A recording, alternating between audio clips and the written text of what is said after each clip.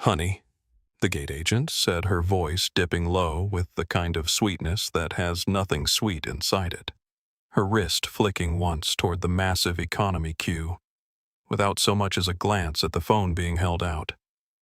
"The economy line is over there." The woman holding the phone didn't flinch. She didn't raise her voice. She didn't do any of the things that the gate agent in her 18 years of managing difficult passengers had learned to brace for. She simply stood there calm and still like a stone in the middle of a fast-moving river, while the chaos of Terminal 4 at Los Angeles International Airport churned and roared around her.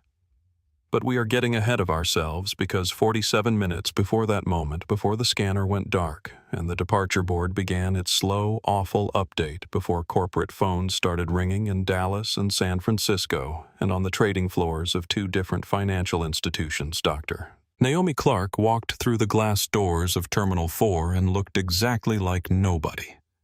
That was the thing about her that people noticed first, or rather failed to notice, which was precisely the point. The terminal at 6:40 in the morning was a particular kind of human storm. The high-pitched shriek of a toddler denied a second bag of chips, echoing off the polished floors, the garbled percussion of gate change announcements, fighting with the mechanical thunder of rolling suitcases, the thick layered smell of stale coffee and jet fuel, and the warm ghost of a Cinnabon that had been baked an hour ago and was already halfway to legend. Into all of this, Naomi Clark moved like water moves around a rock, without friction, without announcement, without any of the visible effort that most people expend just trying to exist in a crowded space.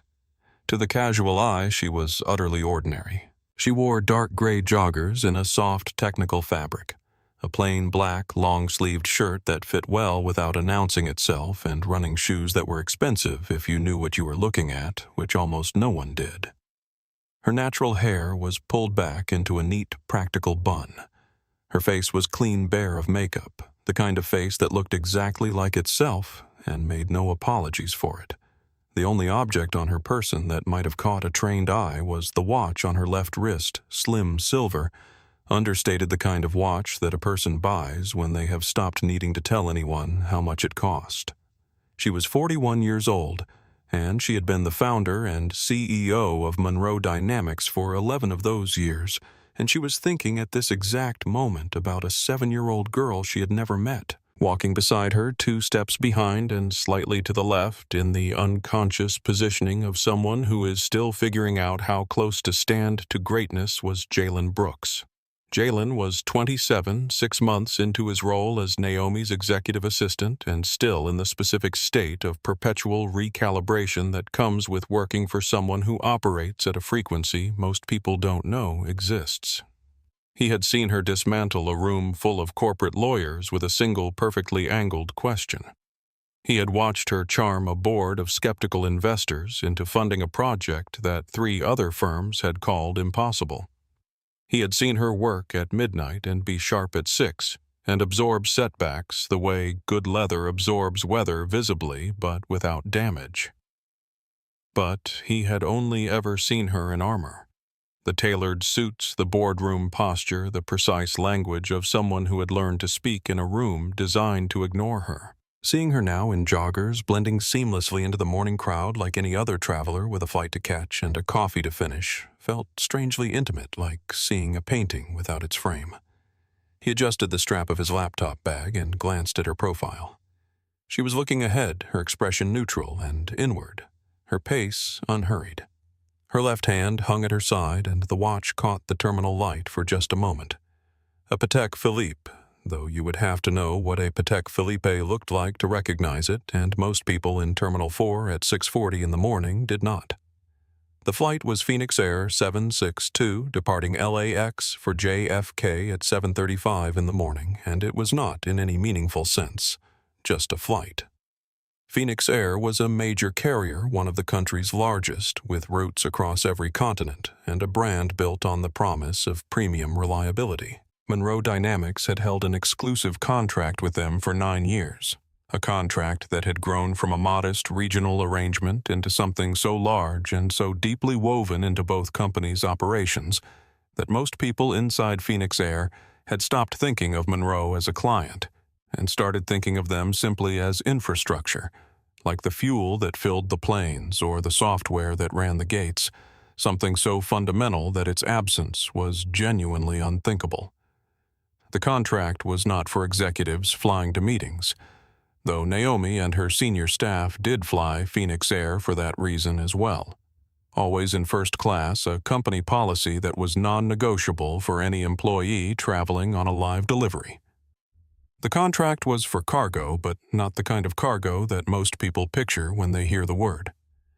Monroe Dynamics did not ship electronics or fashion samples or automobile parts.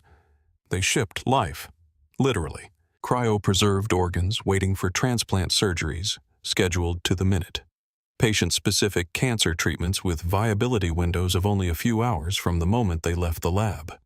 Rare radioactive isotopes used in advanced medical imaging that required not just temperature control but a precision of handling so exacting that every single Phoenix Air cargo employee who touched a Monroe shipment had been trained personally on Monroe's protocols.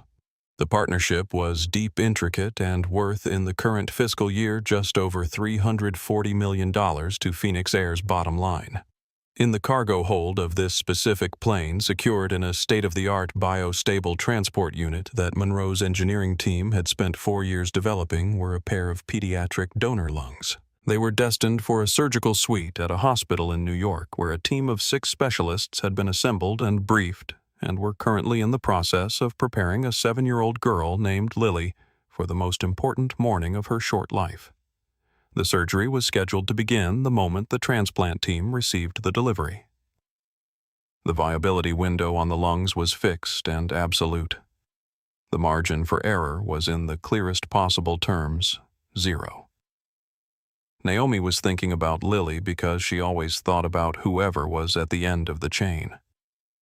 That was the discipline that had built Monroe Dynamics from a 3-person startup in a borrowed lab space into the company it was now, the refusal to let logistics become abstract, to let the numbers on a manifest stand in for the human beings those numbers represented. She had told this to every new hire on their first day, and she had told it to herself every morning for 11 years, and it had never become a slogan because she had never allowed it to. Jalen knew the broad strokes of the delivery, that there was critical cargo on this flight, that the timing was tight, that first-class tickets were mandatory, but he did not yet know the full picture. He was still learning the weight of the work, still in the process of understanding that every flight Naomi boarded for a live delivery was a flight that carried somewhere beneath his feet, something that belonged to someone who was running out of time. What Jalen also did not yet know, what almost no one outside the 2 companies' senior leadership knew because it had been deliberately kept out of the press for competitive reasons, was the deeper, stranger truth about the Monroe-Phoenix relationship. Monroe Dynamics had not merely contracted with Phoenix Air. Naomi's software architecture team had built the proprietary logistics and cargo tracking application that Phoenix Air's entire global operations division ran on. The platform that tracked every shipment, routed every cargo delivery, calculated every revenue projection for Phoenix Air's freight business. All of it had been designed, coded, tested, and implemented by Monroe Dynamics engineers over an 18-month period 7 years ago. Phoenix Air used Naomi's code, the way a person uses their own heartbeat, constantly unconsciously and without any particular awareness of what it would mean to be without it. She had built the system. She had built the very gates through which information about her own deliveries flowed.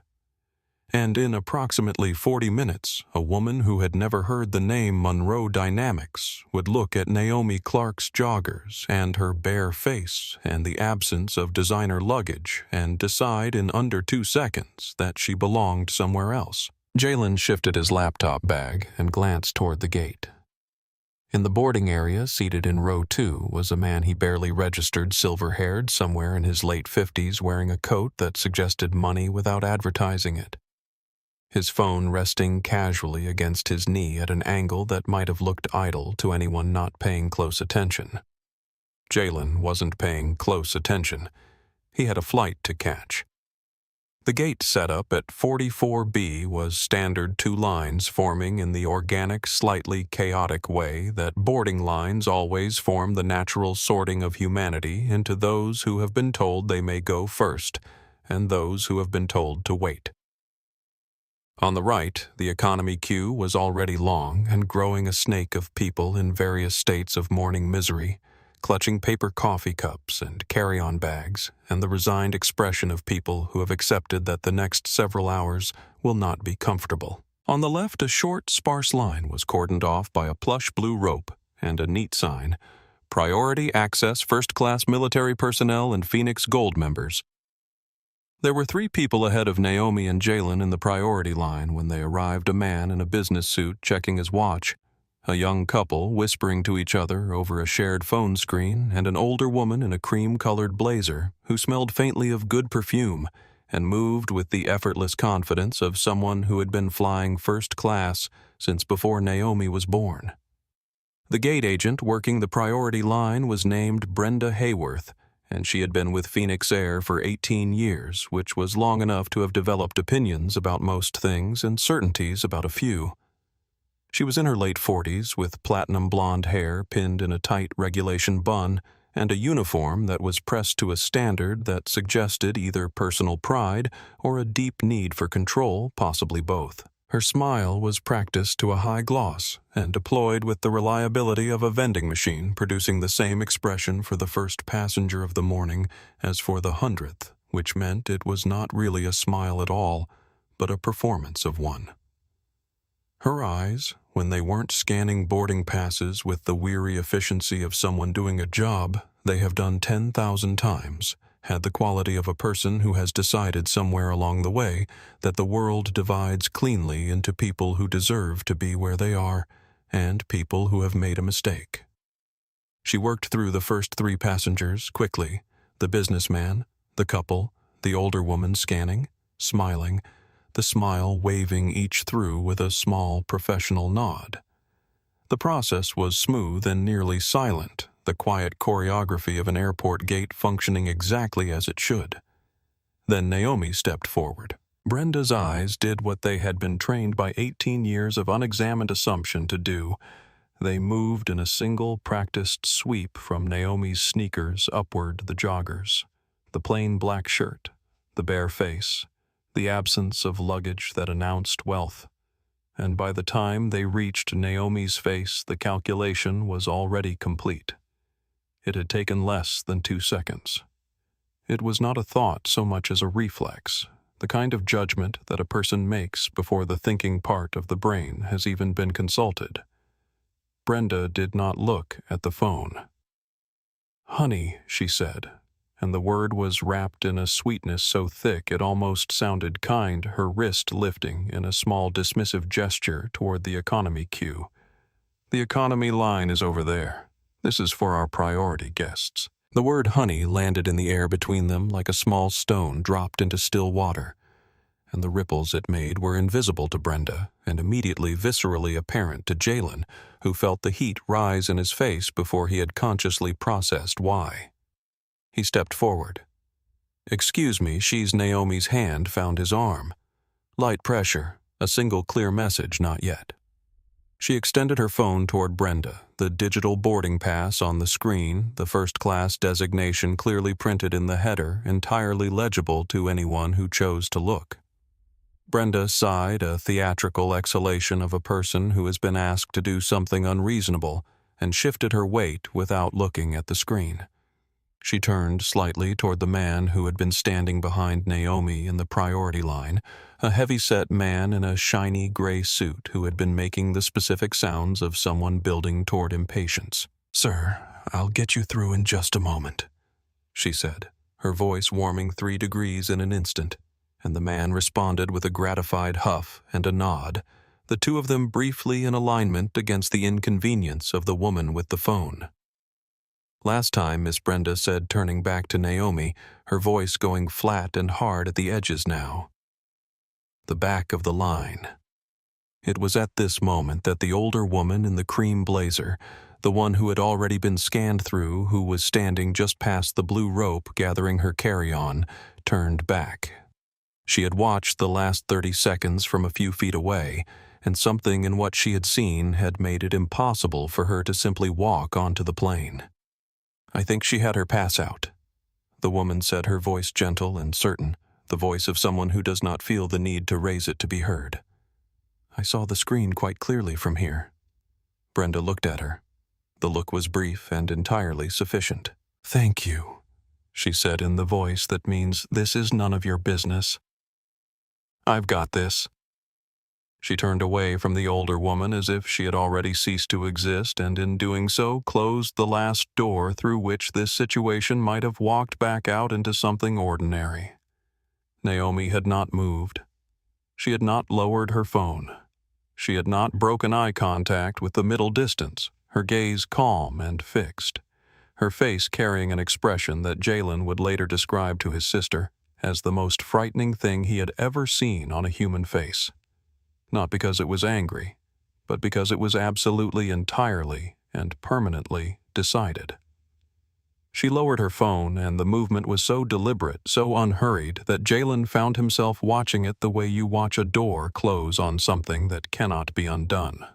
She did not slam it down or pocket it in frustration or do any of the things that a person does when they are performing an emotion for an audience. She simply lowered it to her side, and then she unlocked the screen with one practiced swipe of her thumb, and her fingers moved across it with the quick, sure confidence of someone who has typed this sequence before.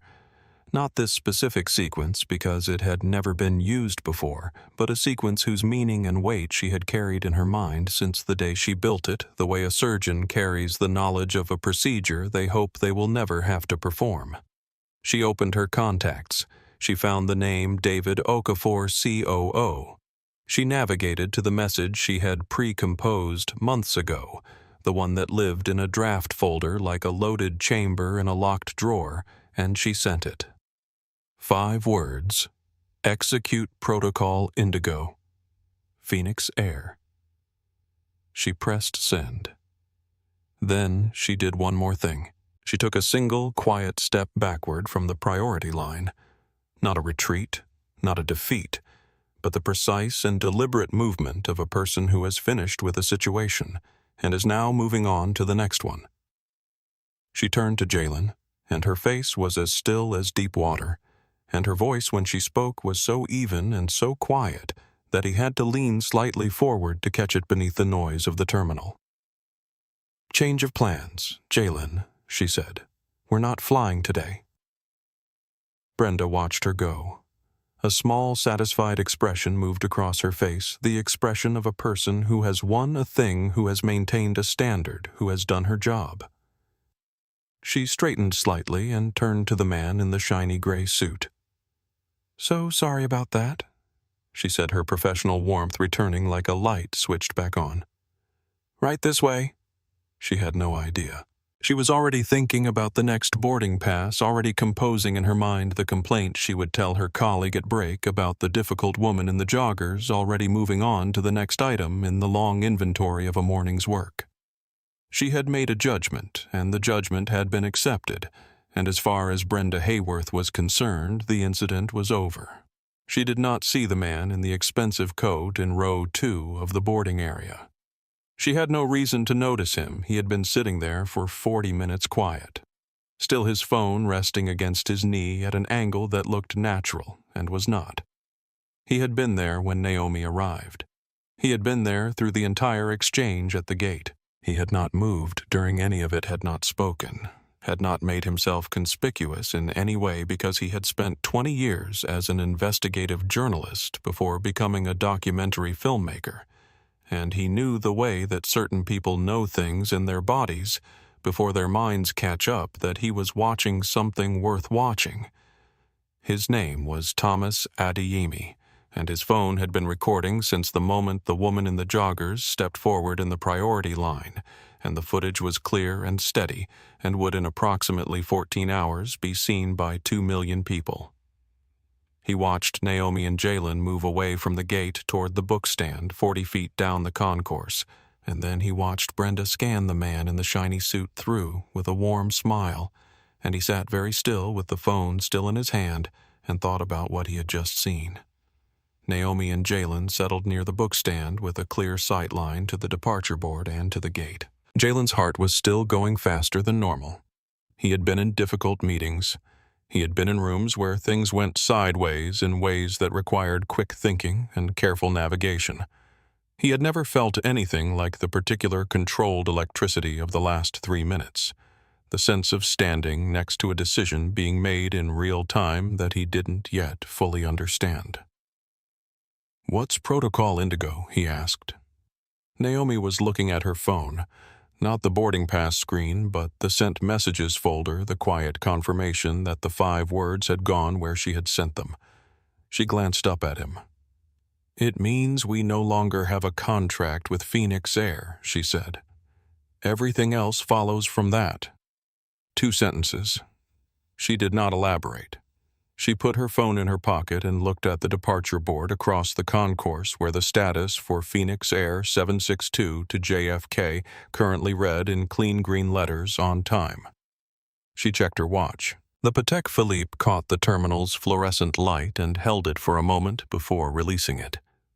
She settled her weight into the easy, unhurried stance of someone who has done what needs doing and is now prepared to wait for the world to catch up.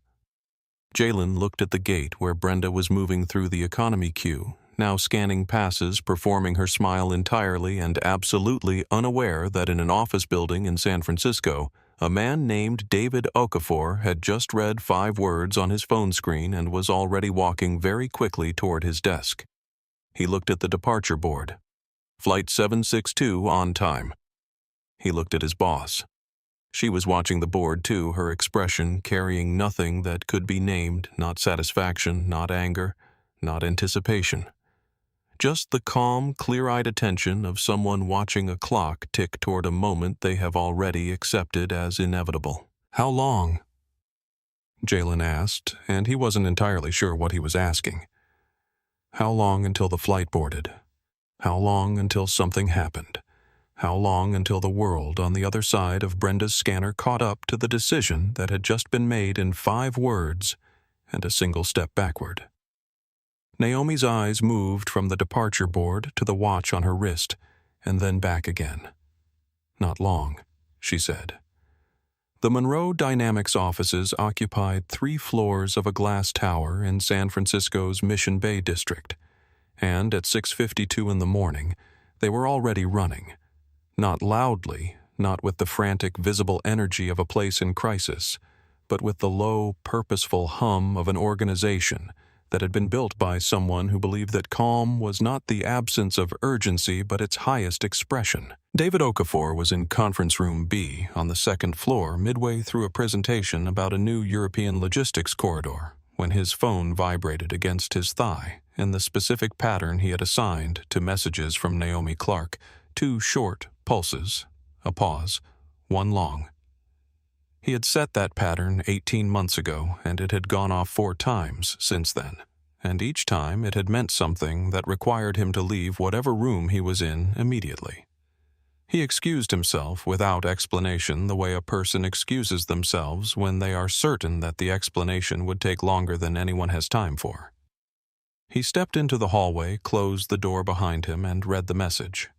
He stood very still for a moment. Not frozen. David Okafor did not freeze. It was not a gear he possessed, but still in the way that a very fast computer is still between keystrokes, the activity happening entirely internally while the exterior gives nothing away. Then he walked to his office at a pace that was not quite running, and told his assistant without breaking stride to cancel the rest of his morning. Protocol. Indigo was something Naomi had designed 3 years ago at the end of a long night following a near-catastrophic delivery failure caused by a partner airline's ground crew, and she had designed it the way she designed everything, with precision, with foresight, and with the particular care of someone building a tool they hoped would never be necessary. It was an emergency severance procedure, automated and legally airtight, triggered by a single authorized message and executed without the need for any further human intervention. It was the company's answer to the question, what do we do when a partner fails us so completely that every minute of continued relationship is a minute of operational risk? The answer Naomi had built was, we stop. Immediately. Completely. And we manage the consequences ourselves. It had never been used. David had known this day might come the way you know a storm might come abstractly at a distance, filed in the back of the mind behind the more immediate business of a clear morning. Sitting at his desk, now watching the Protocol Indigo dashboard load on his screen, a stark interface deliberate in its simplicity, a single confirmation prompt in the center of a black screen. He felt not panic, but the specific focused gravity of a person who has been trusted with something consequential and intends to be worthy of that trust. He entered his authorization code. He pressed confirm. The cascade that followed was not loud and not visible from the outside, but it moved through Phoenix Air's operational infrastructure the way a current moves through water, fast total, and following every available path simultaneously. In Phoenix Air's corporate accounts division in Dallas, a senior VP named Ronald Hargrove was finishing a call about quarterly revenue projections when a series of red alerts began blossoming across his desktop screen like a time lapse of something dying. An automated email arrived in his inbox, its subject line, clinical, in the way that only legal language can be clinical, immediate contract termination. Monroe Dynamics Act 774B1. The body of the email cited a specific clause in their agreement termination for cause actions fundamentally undermining operational integrity and was accompanied by a 17-page legal attachment that his company's lawyers had negotiated and approved and signed 3 years ago without expecting it to ever be invoked. Simultaneously, in Monroe Dynamics' accounting system, an automated chargeback process initiated against all Phoenix Air prepaid cargo fees for the coming quarter, a figure that rolled across David's secondary screen as it processed $31.2 million, moving with the calm, inexorable momentum of a tide going out. And in Phoenix Air's cargo management platform, the application that routed and tracked and invoiced every piece of freight, Phoenix Air moved globally. The application built on Naomi Clark's code, something unprecedented happened. Every Monroe Dynamics shipment in the system, current and scheduled, began updating its status simultaneously, one after another, then dozens at a time, then in a wave that swept across the database like a hand clearing a table. Terminated. Terminated. Terminated. The system that Phoenix Air depended on to manage its most profitable cargo segment was not crashing. It was working exactly as designed. It was simply processing the instruction it had been given. Monroe Dynamics was no longer a client. Everything connected to Monroe Dynamics was no longer valid. The infrastructure would continue to function perfectly. It would simply function without them. David watched the screen's update and felt the specific weight of something he could not name exactly, not pride, not satisfaction, not grief, but something in the space between all three. He picked up his phone and called the surgical team's coordinator at the New York hospital to confirm that the Monroe ground team was en route to the Phoenix cargo bay at LAX, that the pediatric transport unit was being transferred to Monroe's own vehicle, and that the revised delivery timeline was within the acceptable surgical window. The coordinator's voice was controlled and professional, and carrying just beneath the surface the particular tautness of someone for whom this was not abstract. David told her the delivery would be made. He said it with the certainty of a person who works for someone who does not make promises she cannot keep. He hung up and looked at the cascade of terminated statuses still rolling across his screen, and he thought about a woman standing calmly at a bookstand in LAX with a watch on her wrist and 5 words already sent, and he returned to his work.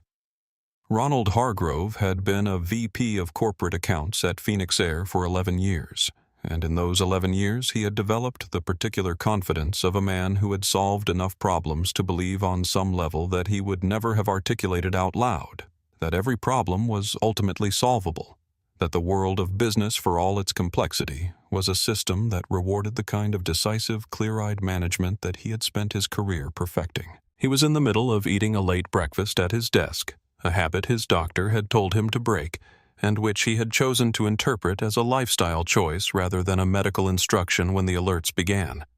The first one he dismissed as a system glitch. The second one made him set down his fork.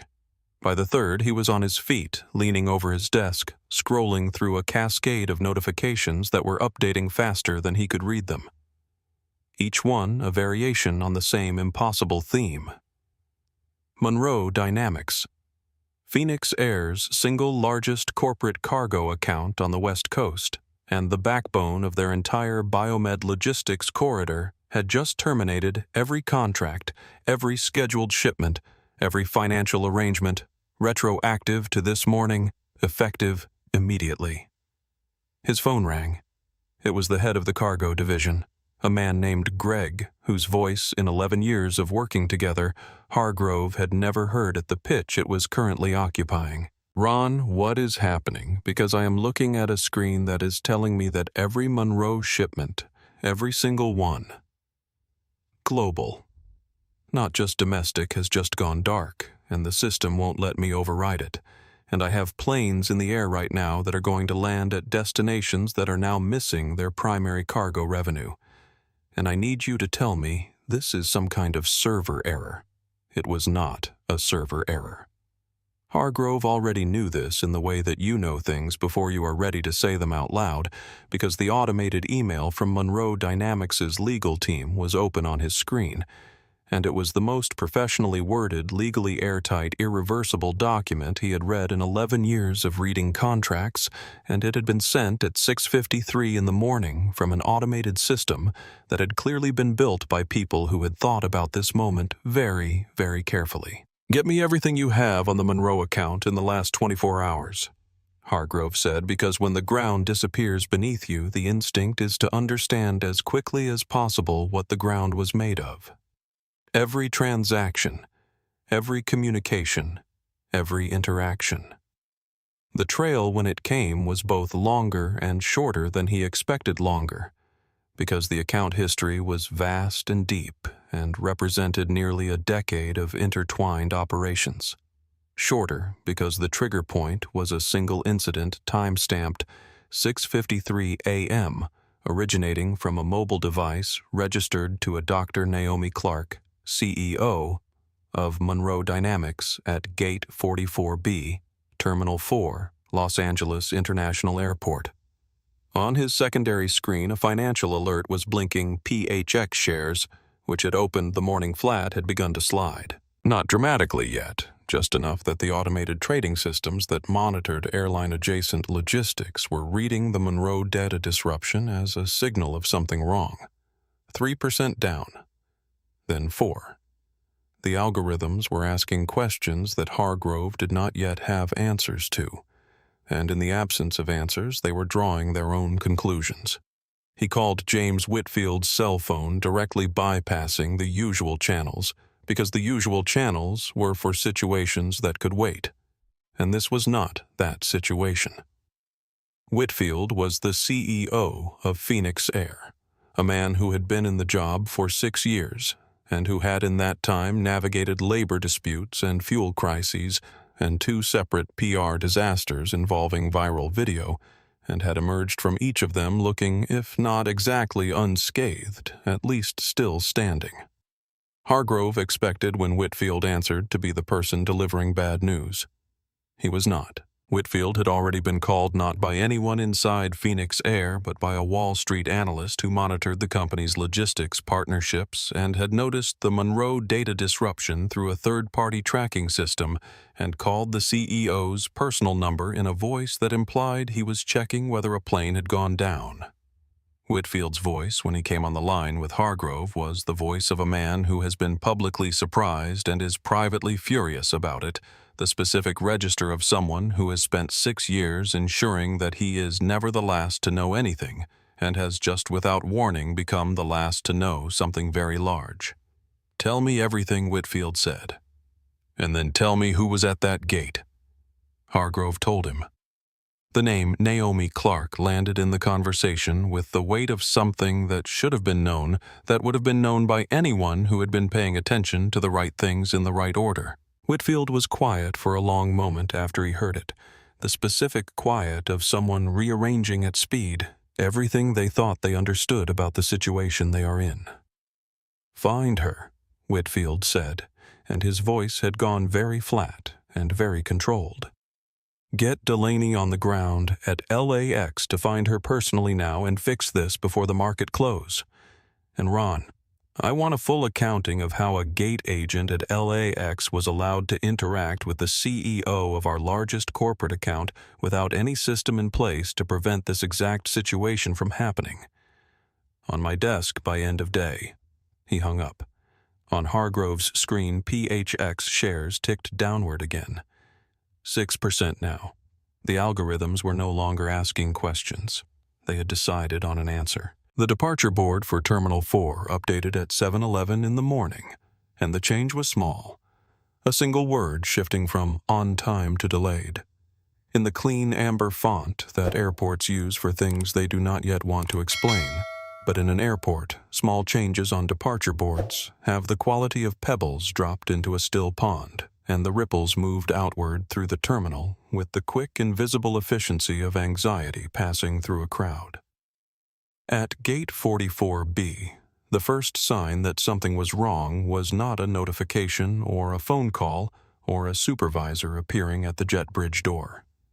It was Brenda's scanner. She had just reached for the boarding pass of a man in a brown jacket routine. Another pass, another smile when the device beeped, in a way she had never heard it beeped before. A single hard tone that meant rejection, and the screen that normally displayed a green check and a seat number instead showed a message in bold red capital letters: boarding suspended. Gate authority revoked. Brenda looked at the screen for a full 3 seconds, which was 2 seconds longer than she normally spent processing anything at the gate. She pressed the reset button. The message remained. She tried scanning the boarding pass again. The device refused it. She looked at the man in the brown jacket who was looking at her with the bewildered patience of someone who has not yet decided whether to be annoyed. "Just one moment," she said, and her smile performed itself automatically while the rest of her mind scrambled to find a category for what was happening. The category it kept reaching for was IT glitch, because in 18 years when things at the gate went wrong without warning, the cause was almost always a server somewhere deciding to be difficult, and the solution was always a reset and a call to the tech desk, and a mild inconvenience that was resolved before boarding fell too far behind schedule. Frank Delaney came through the jet bridge door at a pace that was not quite running but contained unmistakably the structural elements of running shoulders forward, jaw tight, the body of a man being pulled toward something he has already understood is bad, and is hoping against the clear evidence of his own phone will turn out to be less bad than it looks. Frank was the station manager for Phoenix Air at LAX, which meant that when things at LAX went wrong, they were his wrong to manage, and the phone call he had just received from Dallas had described a wrong of a scope he had not previously encountered in his 17 years of managing things. He looked at the empty jet bridge and the stalled line and Brenda's frozen expression, and he pulled her aside with the careful urgency of someone trying to avoid creating a scene while being very much in the middle of one. "What happened here?" he said, keeping his voice low, his eyes already moving through the crowd at the gate with the darting focus of someone trying to identify a face. "What interaction did you have in the last 20 minutes that was there anyone from Monroe Dynamics at this gate, Brenda? Anyone who might have think carefully." Brenda's expression moved through several stages. Confusion, then a reaching back quality, the internal effort of trying to remember the recent past with more precision than she had initially applied to it.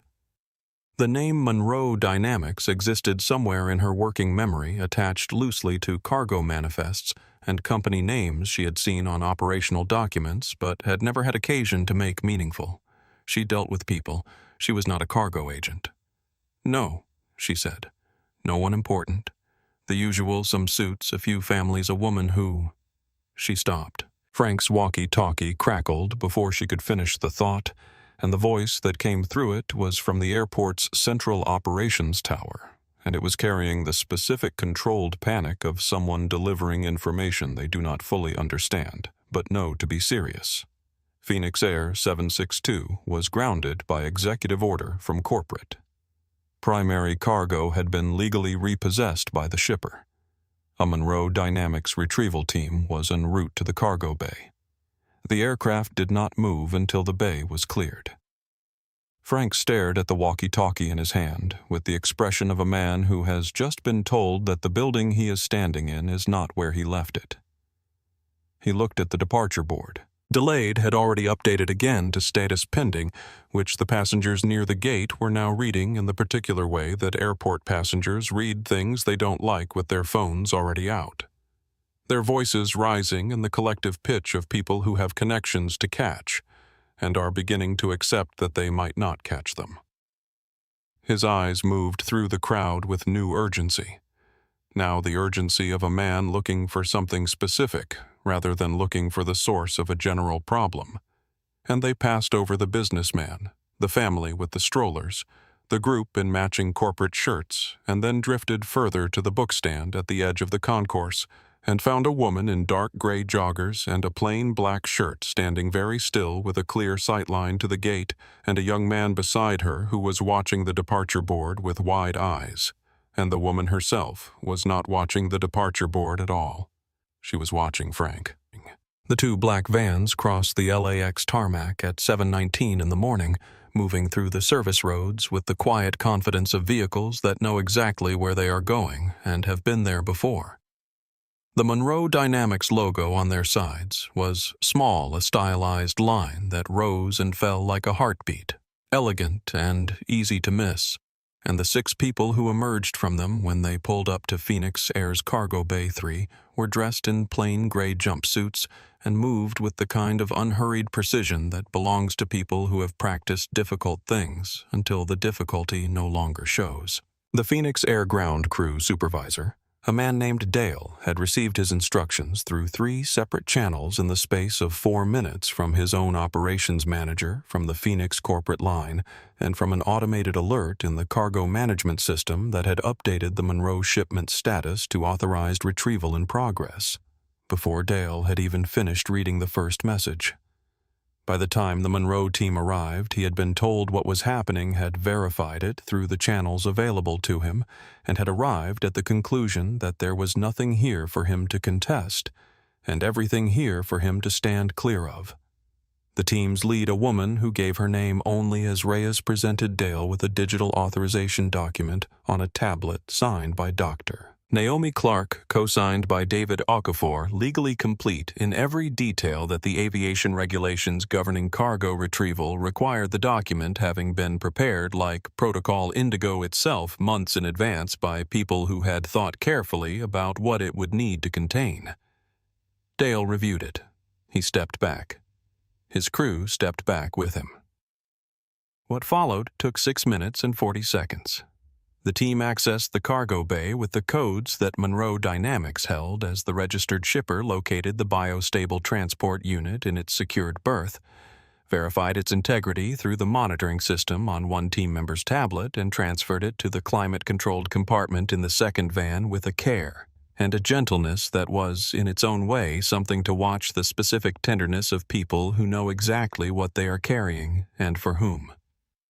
The vans were moving again at 7:25. By 7:27, they had cleared the service road perimeter. By 7:29, they were on the highway, and the pediatric transport unit containing Lily's lungs was traveling toward the LAX private terminal under the continuous monitoring of a woman named Yolanda, a Monroe biomedical technician who watched the unit's temperature and pressure readings the way a mother watches a sleeping child, with the specific, focused calm of someone whose entire attention is given over to a single, essential thing. At the bookstand in Terminal 4, Naomi did not watch the tarmac. She did not have a view of the cargo bay from where she stood, and she would not have looked even if she had, because there was nothing useful her attention could add to what her team was already doing. Instead, she looked at Jalen, who was looking at the departure board where status pending had just updated to a word that made the crowd at Gate 44B erupt into the specific ragged noise of people whose plans have just been officially taken from them, canceled. She thought about Lily. She thought about the 11 minutes between the current time and the moment the vans would reach the private terminal. She thought about a window that was smaller than she would have liked and larger than 0. She checked her watch. The 40 feet between Frank Delaney and the woman at the bookstand was the longest walk of his professional life, and he covered it with the gait of a man who has been told that the only way out of a situation is through it, which does not make through it any easier to reach. He had been on the phone with Hargrove in Dallas for 6 minutes, and in those 6 minutes, he had been given a compressed and devastating education in who Dr. Naomi Clark was, the founder and CEO of Monroe Dynamics Forbes.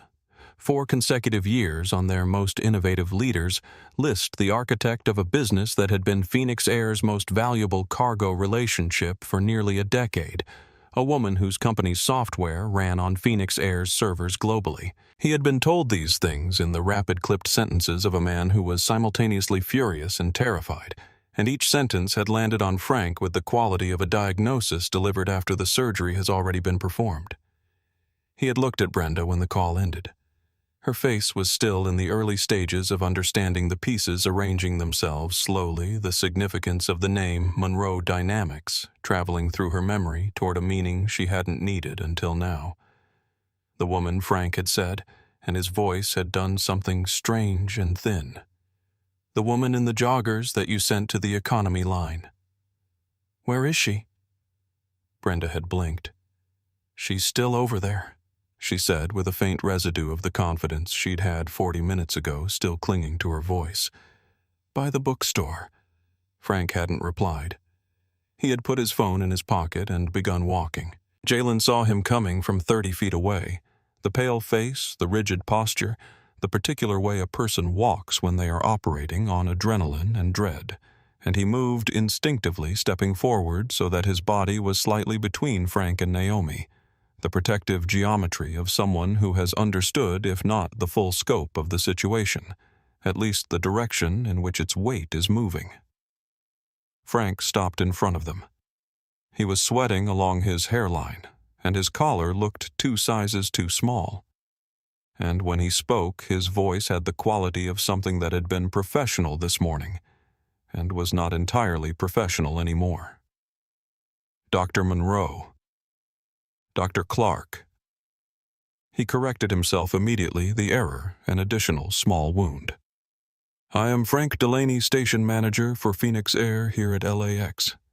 He was wringing his hands, an unconscious gesture, the body doing what the mind cannot afford to do, which was fall apart. There has been a catastrophic error in judgment on the part of my staff, and I want to say personally and immediately how deeply, profoundly. It was not an error in judgment, Naomi said. Her voice was quiet and entirely clear. An error in judgment implies a lapse in a process that was otherwise sound. Your employee looked at me, made an assessment, and acted on it without ambiguity and without hesitation. There was no error. There was a decision. Frank's prepared apology, which had been assembling itself in his mind during the 40-foot walk, lost its structure entirely. He was a man who had come with a script, and found that the script did not apply. We will make this right, he said, pivoting.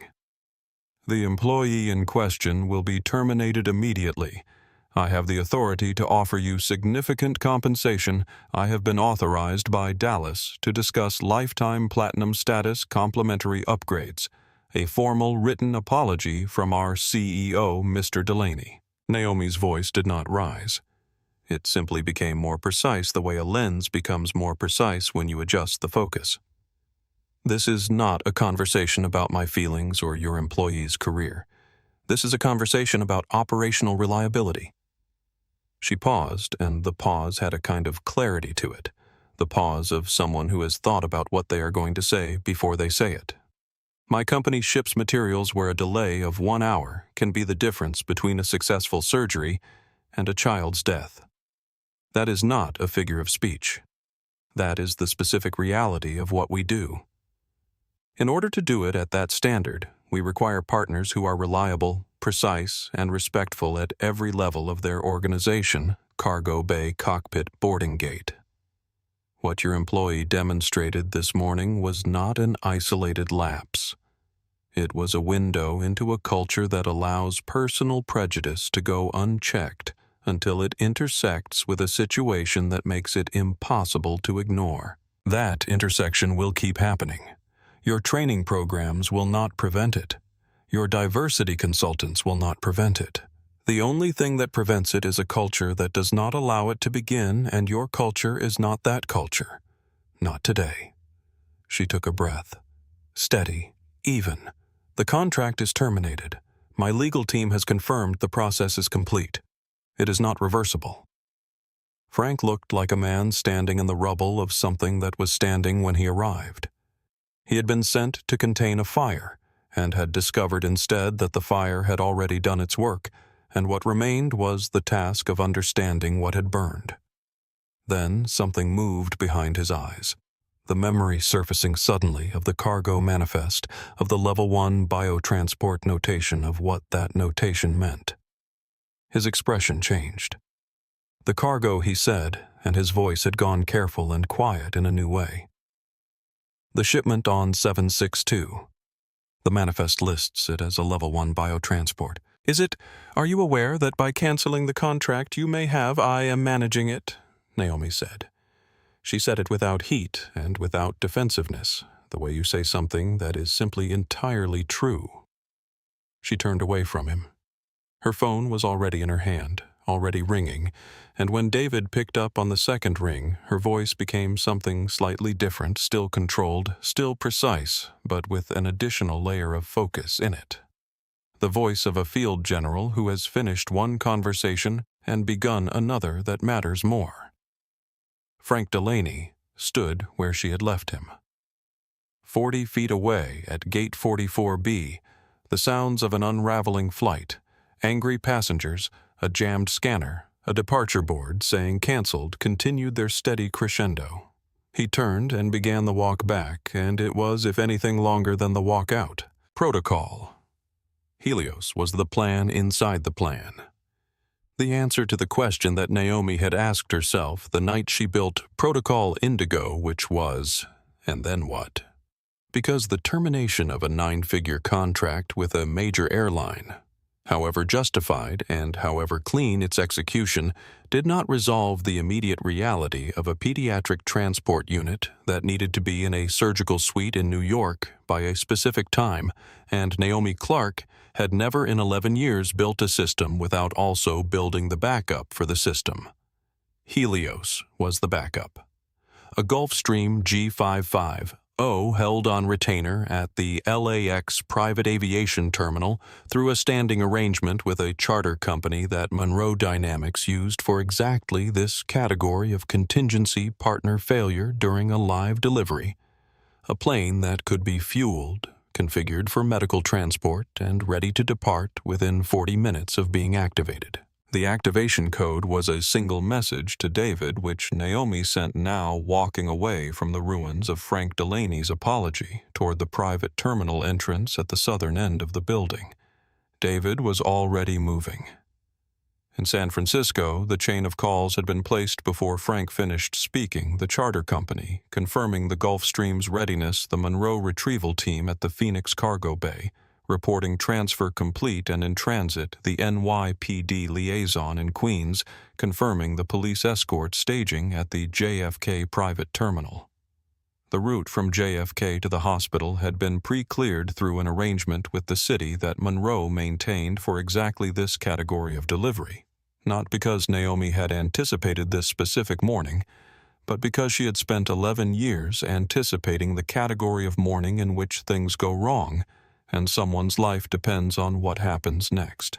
Jalen rode beside her in the back of the black Escalade that had materialized at the terminal's arrivals level with the quiet efficiency of everything Monroe Dynamics did, and he was for the first time since the morning began genuinely speechless. Not the speechlessness of someone who has nothing to say, but the speechlessness of someone whose framework for understanding what they are witnessing is still being assembled in real time. He had worked in corporate environments. He had been in meetings where power was discussed, negotiated, performed. He had seen presentations about organizational resilience and risk management and contingency planning. He had never seen any of those things actually move before, had never seen the abstract vocabulary of corporate strategy become physical, become this 2 vans on a tarmac, a jet being fueled, a police escort staging in Queens. All of it set in motion by a woman who had been told to get in the economy line 45 minutes ago and had responded by sending 5 words to a man in San Francisco. He looked at Naomi. She was on the phone again, rapid, specific, the language of someone executing rather than planning, because the planning was done, had been done months ago, and what remained was simply the running of the plan. She confirmed the Gulfstream's medical configuration. She confirmed Elias's position, a Monroe biomedical technician who would ride with the transport unit on the charter flight. She told David to keep Dr. Sharma's team updated in real time and to make sure the hospital coordinator had the revised ETA within the next 3 minutes. The Escalade moved through the service road labyrinth toward the private airfield, and the chaos of Terminal 4 receded behind them like weather moving off, and Jalen watched his boss on the phone and tried to understand what he was seeing. In the boarding area at Gate 44B, he had watched her exercise power by doing nothing, by stepping back, by sending a message, by waiting. On the phone with Frank Delaney, he had watched her exercise power by speaking precisely calmly, without anger, without the performance of injury. And now in the back of this car, he was watching her exercise a third kind of power, that he didn't have a word for, yet the power of having built in advance the infrastructure that made all the other power possible. The plan inside the plan. The backup for the backup. The 40-minute Gulfstream and the pre-cleared route and the staging police escort, all of it existing before this morning, all of it waiting in the structure of the company she had built available the moment she needed it.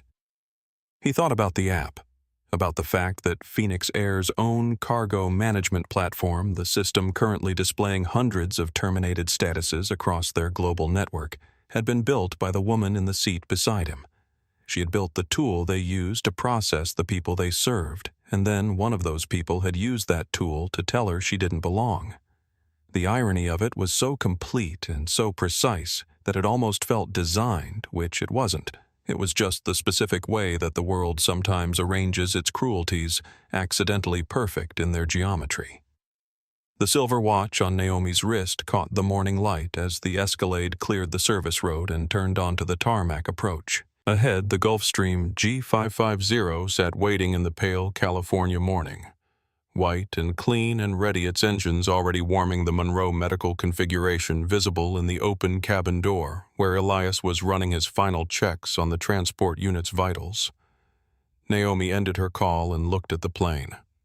For just a moment, a single beat less than a second, her face showed something that was not calculation and not strategy, but simply the expression of a person who is acutely aware of the stakes they have placed and the distance still to go. Then it was gone, and she was stepping out of the car. The Gulfstream was already moving toward the runway when her phone showed the caller, James Whitfield, Phoenix Air. She let it ring 3 times. Not from drama, she was not a dramatic person, but because 3 seconds was exactly enough time to decide how to receive the conversation she was about to have, and she wanted to receive it correctly. She answered. She put it on speaker.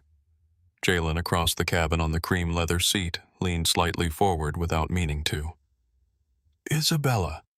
Whitfield's voice came through clean and taut, the voice of a man who had been practicing composure for the last 45 minutes and was currently achieving it at significant personal cost. He caught his error immediately. "Dr. Clark." I apologize, James," she said. His first name, easy and natural, the register of 2 people who have known each other long enough to have used each other's names in better circumstances than these. I am calling because I have just been fully briefed on what happened at LAX this morning, and I want you to know I want to say this directly and without any corporate language around it that I am ashamed. What Brenda Hayworth did to you this morning is not who we are, or not who we are supposed to be. And the fact that it happened to you at our gate by our staff is something that I take full responsibility for as the person who sets the standard for this company's culture. He paused. Naomi said nothing. She had learned long ago that silence in a negotiation is not empty. It is a form of pressure, gentle and absolute. Whitfield continued his voice, picking up a rehearsed cadence, now the specific rhythm of a prepared statement being delivered as if improvised. Brenda Hayworth had been terminated within the hour. Frank Delaney was suspended pending a full review. A mandatory company-wide retraining program was being commissioned, beginning with all passenger-facing staff and extending to management. An external civil rights consultancy had already been contacted. A formal written apology signed by Whitfield personally was being prepared. "This is a watershed moment for Phoenix Air," he said. "A genuine wake-up call. And I want the chance to demonstrate that we mean it, that these aren't just words, that the commitment to change is real and structural. And James," her voice was quiet, but it stopped him as completely as a wall. A beat. "Let me ask you something," she said. "Was Brenda Hayworth the first employee in the history of your company to look at a passenger who looked like me and decide she didn't belong?" A pause on the other end. Longer than a breath, shorter than an honest answer. "Of course not," he said carefully. "And will she be the last?" Naomi said. "With your retraining programs and your external consultants and your formal written apologies, will you be able to guarantee me, absolutely and without qualification, that no Monroe Dynamics shipment, no critical delivery, no life-critical cargo will ever again be put at risk, because one of your staff members made the same judgment?" Brenda made this morning. The silence that came from the other end of the line had a different quality from the earlier pause. This one was honest. This one was the silence of a CEO encountering the outer limit of what he could promise. "I can guarantee," he began, "that we will do everything in our—" "That isn't a guarantee," Naomi said. "That's a description of intention. I need guarantees, not intentions. The children at the end of my supply chain need guarantees." She paused, and the Gulf Stream tilted slightly as it climbed through a layer of thin morning cloud, and the cabin filled briefly with diffuse silver-white light. "I don't enjoy this, James. I want you to understand that. You have been a decent partner. Your company has been a reliable part of an important supply chain for 9 years. I take no pleasure in ending that. But pleasure has nothing to do with it." Then what does his voice had lost its corporate polish now the way varnish comes off wood when the weather gets into it. This was a man speaking, not a CEO. 9 years. Billions of dollars.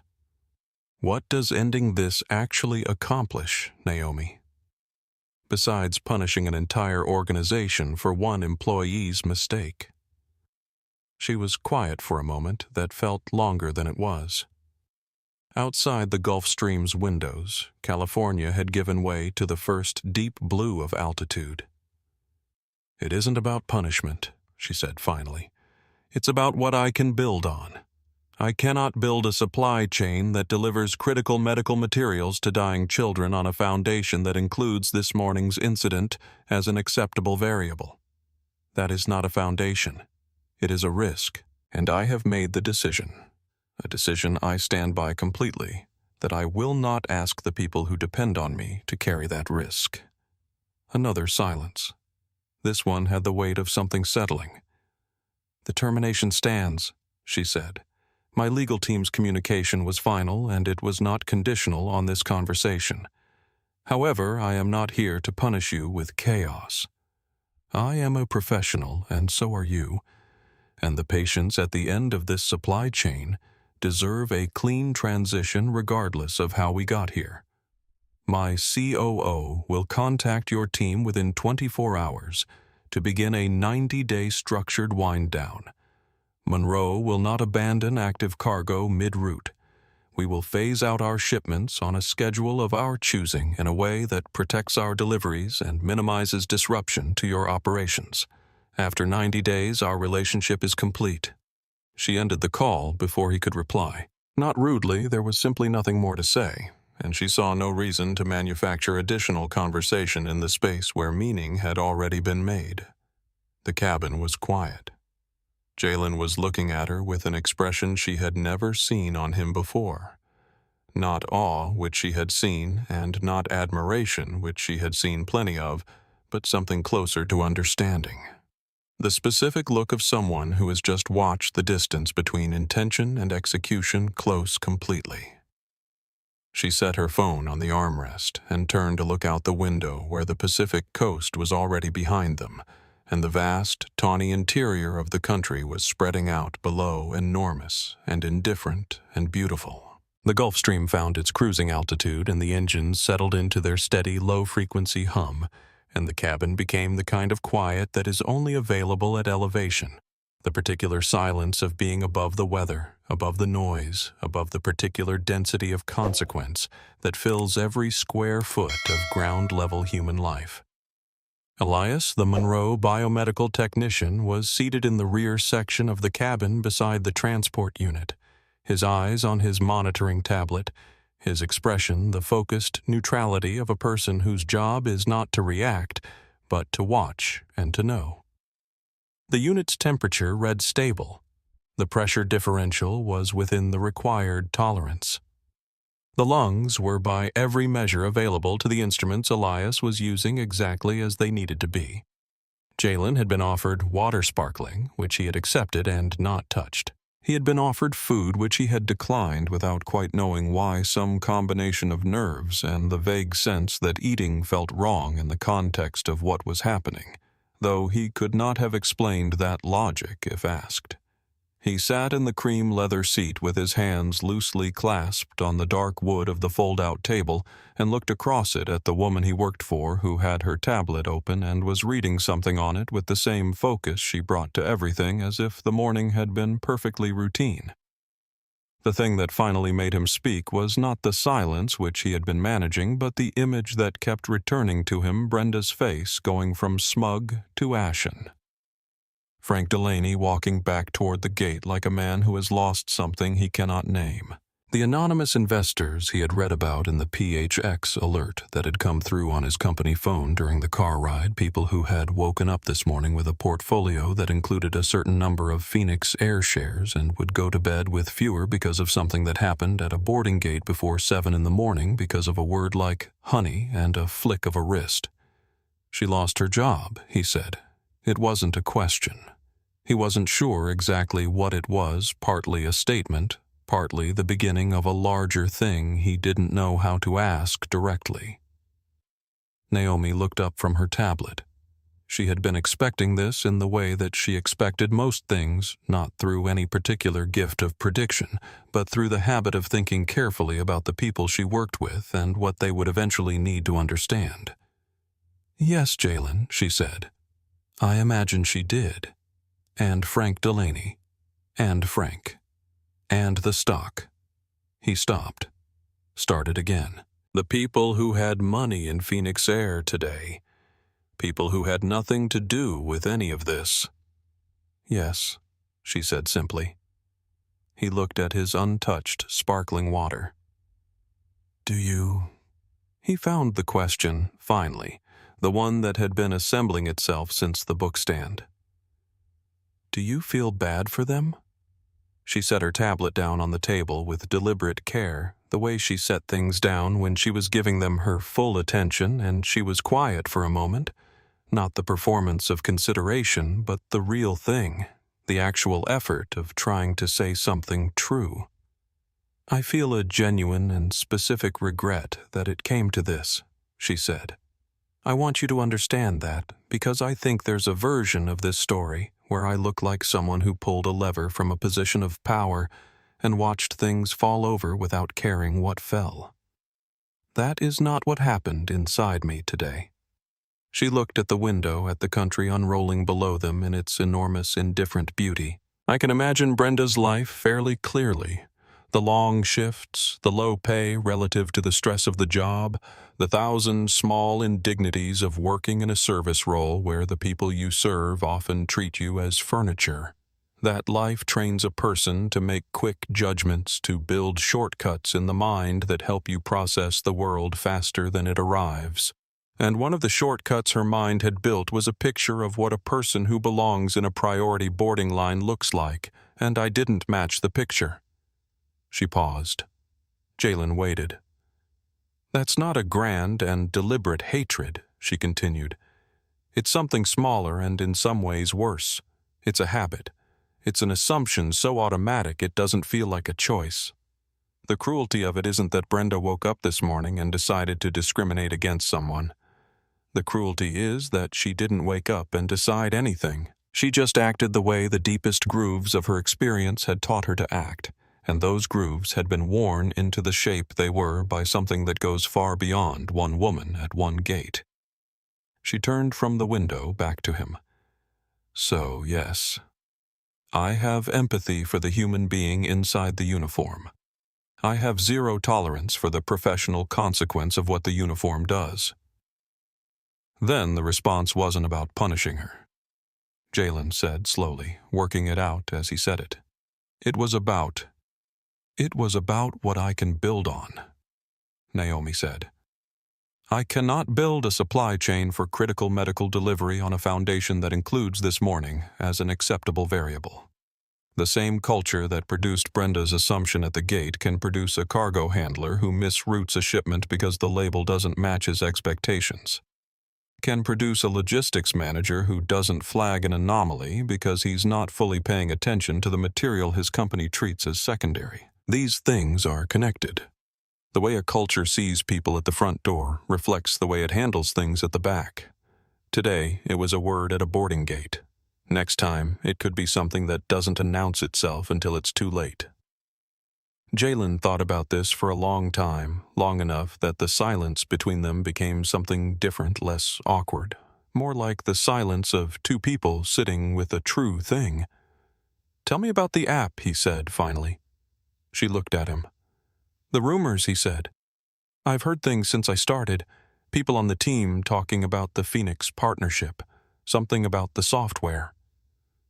She was quiet for a moment, not reluctant, just considering how to say it simply. "Monroe Dynamics built Phoenix Air's cargo management platform," she said. "The application that routes their freight tracks, their shipments, generates their cargo revenue reports, all of it. Our engineering team designed, built, tested, and implemented it over 18 months 7 years ago. Every shipment Phoenix Air processes globally runs through architecture that we created." Jalen absorbed this. He looked at his tablet where the Phoenix Air operational alert was still visible on the company feed. The hundreds of terminated statuses that had rolled across their system this morning. The system that had produced those statuses.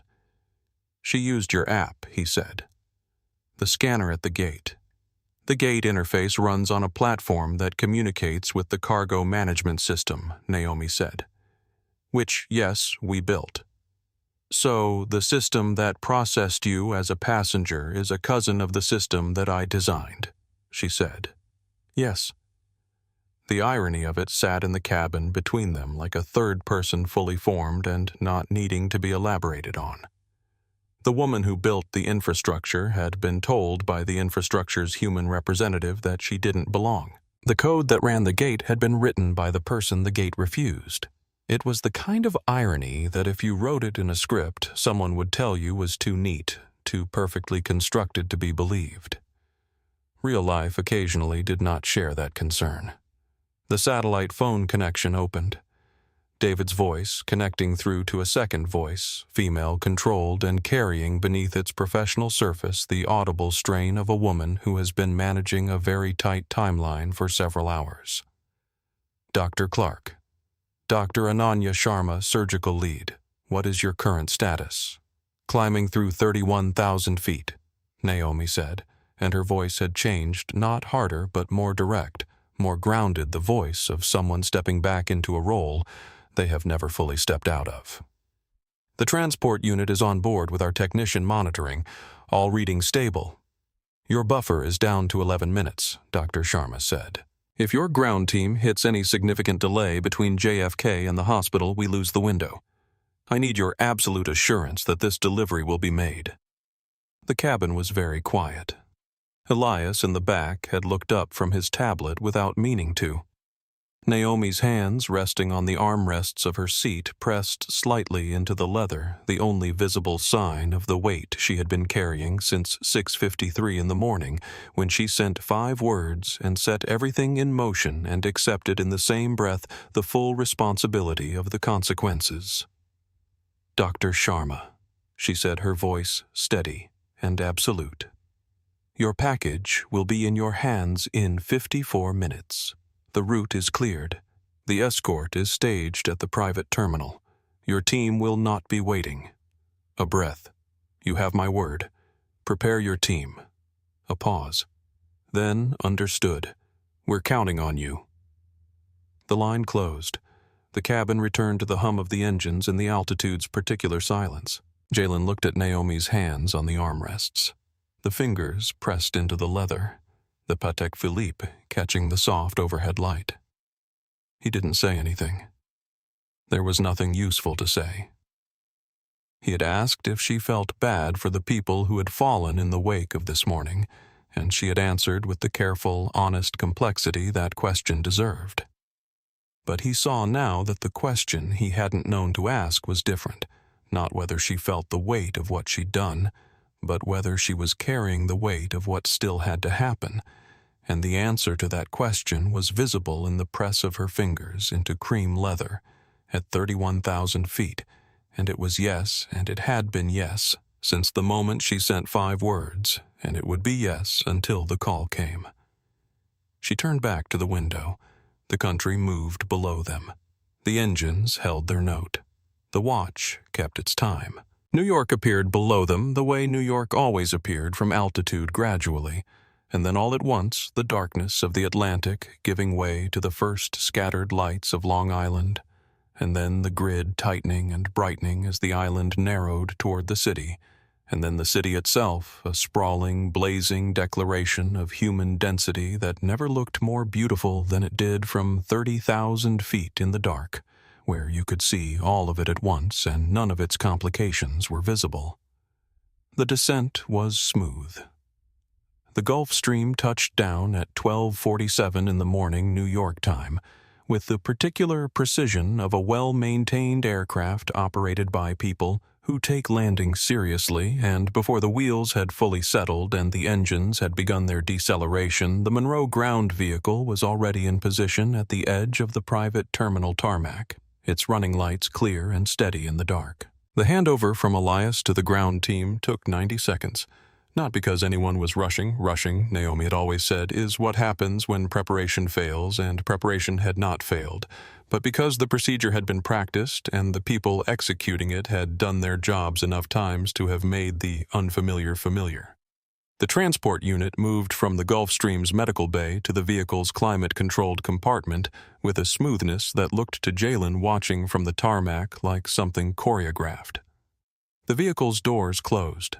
2 NYPD units materialized from the periphery of the airfield and fell into formation around the Monroe vehicle, without ceremony, their lights on their pace set. The small convoy moved off into the tunnel of the service road and was gone before Jalen had fully processed that it was leaving. He and Naomi rode in a separate car, a standard black sedan, no escort. Nothing that announced itself, and the city received them the way the city receives everything, which is to say, without particular attention, absorbed into the flow of its own endless motion.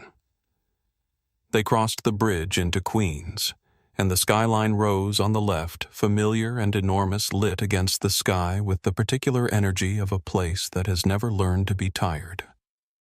Naomi was looking out the window. Not at her phone, not at anything specific, just at the city passing the specific unfocused gaze of a person who has done everything available to them and is now in the particular difficult territory of waiting for the world to confirm whether it was enough. Jalen looked at her and thought about everything he had watched happen since 6:40 in the morning. The woman at the bookstand, the 5 words, the cascade of consequences, the phone calls, the jet. And he understood for the first time, without needing to reach for the understanding, the answer to the question he had asked in the air. She had not been ruthless. She had been clear. There was a difference between those two things that he had not known existed until today. And the difference was, this ruthlessness is when you do not see the cost.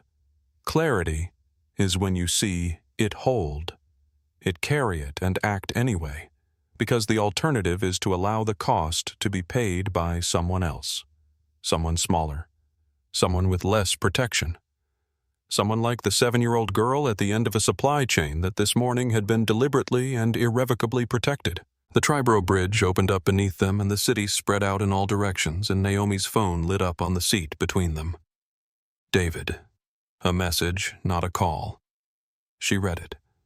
She was still for one full beat, the specific stillness that happens in the space between receiving news and allowing it to land. Then her shoulders, which had been carrying a tension so practiced it had been nearly invisible, released all at once. Her breath went out long and slow, the kind of exhale that has been waiting for hours to happen. And she smiled, not the polished professional smile that Jalen had cataloged in 6 months of watching her work, but a real one, the kind that reaches the eyes and keeps going, the kind that belongs to a person who has been holding something very tightly and has just been given permission to let it go. She turned the phone toward him. A photograph. A surgical suite high-contrast lighting a doctor in blue scrubs with her mask pulled down to her chin.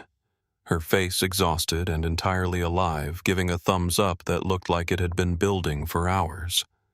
Below the image, David's message, lungs in, vitals stable. Dr. Sharma says she's a fighter.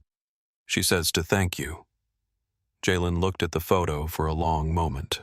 Something in his chest that had been tight since the priority line in Terminal 4 released without warning, and he didn't try to manage it because there was nothing to manage. It was just the specific human response to finding out that the thing that mattered most turned out to be okay. Naomi leaned her head back against the seat and closed her eyes for the first time since the alarm had gone off at 5 in the morning. And in the quiet of the car crossing into Manhattan with the city blazing on every side. She said something that wasn't directed at him, exactly more like something she was saying to the morning, or to the drive, or to the distance between where this day had begun and where it had arrived. Everything else was just infrastructure, she said. This is what the infrastructure is for. She didn't elaborate. She didn't need to. The city moved around them in its extraordinary, indifferent, beautiful way, and Lily was alive, and that was enough. That had always been enough. Everything else, the contract, the cascade, the stock price, the 54-minute delivery window had been in service of this one fact, this one small fighter in a surgical suite in New York who would wake up tomorrow with lungs that worked. That was the only bottom line that had ever mattered. The recording. Thomas Adeyemi had been a documentary filmmaker for 9 years, and before that he had spent 11 years as an investigative journalist. And in those combined 20 years, he had developed the particular skill of being present in a room without seeming to occupy it, the ability to sit still, to look unhurried, to make the space around him feel ambient and unobserved, which was useful in his work because the most revealing things happen when people believe no one is paying attention. He had been in the boarding area at Gate 44B since 6:15, waiting for a flight to New York. That was, ironically, the same flight Naomi Clark held a first-class ticket for, though he had not known that at the time. He had been reading. He had been doing the particular kind of reading that people who are very good at watching do when they want to look like they are not watching. When Naomi stepped into the priority line, something in the ambient texture of the moment shifted in the way that moments sometimes shift before anything has happened. A change in atmospheric pressure, a sense of waiting. He had positioned his phone on his knee at an angle that captured the gate without pointing at it, a technique he had developed in his journalism years, for situations where the act of filming changes what is being filmed. The quality was clear. The frame included Brenda's face, the gate, the boarding line, and the woman in the joggers, all of it from the moment of approach to the 3 escalating dismissals to the step backward, and the 5 words typed into a phone, and the walk away. He had not posted it immediately. That was the discipline that separated people who documented things from people who simply reacted, the understanding that the weight of what you hold is only fully known once you understand what it is you are holding. He spent the afternoon verifying the flight cancellation was public information easy to confirm. The Monroe Dynamics contract termination was visible in corporate filings updated by late afternoon. The identity of the woman he had filmed was confirmed through a combination of public records and the conversation that had traveled through the gate area in the hour after the cancellation, when passengers still stranded in Terminal 4 were piecing together the story in fragments. He posted the video that evening with a single line of caption. No editorial, no explanation, no framing beyond the bare, precise fact. She built their app. They told her to get in the economy line. By midnight, 2 million people had watched it. By 6 the next morning, the number was 14 million and still climbing, and the caption had developed the specific viral velocity of a phrase that makes people feel something simple and clear, that the world sometimes arranges its cruelties in a shape so precise and so complete that the only adequate response is to show people exactly what the shape looks like. The video spread the way things spread when they contain something true.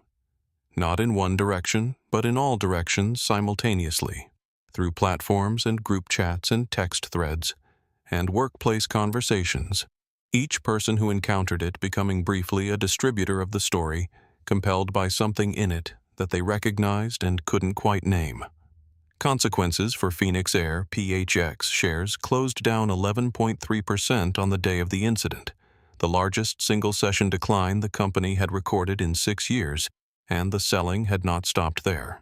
In the 48 hours that followed, 3 major corporate accounts requested formal reviews of their Phoenix Air contracts, citing concerns about operational culture that had surfaced in the coverage of the Monroe situation.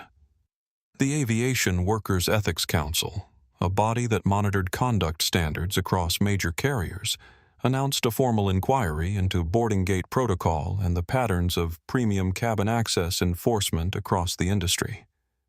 Brenda Hayworth's termination was confirmed in a Phoenix Air press release issued at 4:30 p.m. on the day of the incident. The release did not use her name. It referred to the employee in question and an immediate separation from the company and a zero-tolerance policy for conduct inconsistent with our values, and it said these things in the careful hedged language of a legal department that had reviewed every word. Brenda was 47 years old, and she had worked for Phoenix Air for 18 years, and the career she had built through 18 years of 6-hour shifts and difficult passengers, and practiced smiles ended in a press release that did not include her name. The specific texture of that ending, the smallness of it, the way that a life's accumulation of professional time can be concluded in a paragraph of someone else's choosing, was not something the press release addressed, because press releases do not address such things. But it was something that several people reading the coverage thought about quietly in the private parts of their minds, where honesty lives. Frank Delaney was suspended and subsequently reassigned, not dismissed, but moved from a passenger-facing management role to a back-office logistics position, the professional equivalent of being moved from the window seat to a desk against an interior wall. He was 51. The reassignment was presented as a mutual decision. It was not contested. James Whitfield issued a public statement personally signed running to 6 paragraphs of carefully calibrated accountability. The kind of accountability that names the failure in general terms without locating it too specifically. The kind that commits to change without committing to timelines. The statement was received with the specific skepticism that organizations earn when their public contrition arrives faster than their public acknowledgement of the problem. Social media noted with the dry precision of people who have read many such statements that the word sorry did not appear in it. 3 days later, an internal Phoenix Air communication and email chain between two senior operations managers timestamped. The morning of the incident was leaked by an anonymous employee and published in full by an aviation industry outlet. The chain showed both managers initially framing the Monroe termination as an overreaction by a hypersensitive client and discussing how to manage the PR optics without addressing the underlying conduct. The leak accelerated the reputational damage in the way that secondary evidence always does not, by adding new facts, but by confirming the shape of what people had already suspected. The app revelation. A technology journalist named Priya Vasanta spent 4 days pulling threads from publicly available corporate filings, SEC disclosures, and technology patents before publishing a piece that assembled the full picture for a general audience. Not the industry insiders who had known the Monroe-Phoenix relationship in outline, but the people who had watched the video and felt the specific anger of the caption and wanted to understand it more completely. The piece ran under a headline that became its own second wave of viral distribution: "She built the system." The system told her she didn't belong. It traced the development of Phoenix Air's cargo management platform, the 18-month build, the Monroe Dynamics engineering team. The specific irony that the gate interface, the scanner in Brenda's hand, the boarding system that had processed the priority line, was a downstream component of the platform that Naomi Clark's company had designed and implemented. It explained this in terms accessible to someone who had never read a technology business story, which was most of the people who read it. The question the piece posed, how many systems are built by people who are then denied access to what they built, became a thread that ran through the subsequent weeks of coverage, appearing in university business programs, in civil rights discussions, in the comment sections of other news outlets, in conversations between people who had never thought about the logistics software industry and were now thinking about it as a window into something they recognized from other contexts, other industries, other versions of the same architecture of exclusion. Naomi gave no interviews. She issued no statement. Her silence was noted by several journalists and characterized in various ways as strategic, as dignified, as the natural posture of someone who has already said everything worth saying through their actions. In reality, it was simply that she had nothing to add. The video existed. The facts were public. She had work to do, and she was doing it. Emotional resolution. 6 weeks after the morning at Gate 44B on a Thursday evening in the Monroe Dynamics offices in San Francisco, Jalen found Naomi at her desk at 8:15 p.m., still working. This was not unusual. What was unusual was what he said on her desk when he appeared in her doorway. His tablet screen on the video cued to the moment she took that single step backward from the priority line. The step that was not a defeat and not a retreat, but a door closing on something that could not be reopened. She looked at the tablet. She looked at him. He said nothing, just set it down and took a seat across from her the way he sat in meetings present. Quiet, attentive. She picked up the tablet and watched. 90 seconds of footage. Herself from the outside, from Thomas Adeyemi's angle, the joggers, the calm face, the extended phone, Brenda's dismissal, the step back. The 5 words tapped in silence. She watched it the way people watch evidence of things they remember from the inside, with the particular strangeness of encountering your own experience as something that existed outside of you, that was witnessed, that became without your choosing it, a thing that other people held. She set the tablet down. The office was quiet. Outside the windows, San Francisco's evening was doing what San Francisco evenings do. The fog beginning its slow, inevitable crossing of the bay, the city lights softening at the edges, the specific beauty of a place that has never needed to be asked. "What do you want people to take from it?" Jalen asked. It was the question he had been working up to for 6 weeks in the way that certain questions need to age before they can be asked. Naomi was quiet for a moment, the kind of quiet that isn't searching for an answer but settling into one that was already there. "I didn't want to make history," she said. "I wanted to catch a flight." A pause. But when the moment came, I wasn't willing to perform smallness for someone else's comfort. I wasn't willing to shrink into a shape that made someone else's assumption feel correct. Not that morning, not with those lungs in that cargo hold. Not when there was a 7-year-old girl on the other end of everything I was carrying.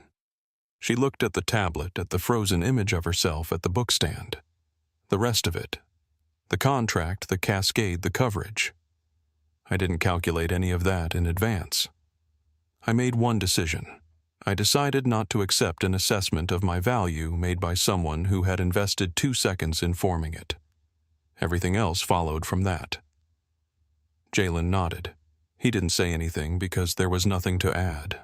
The thing she had said was complete in itself, the way things are complete when they are exactly true.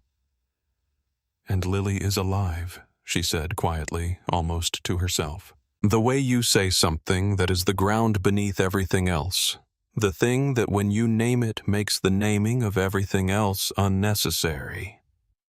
"That's enough," she said. That was always enough.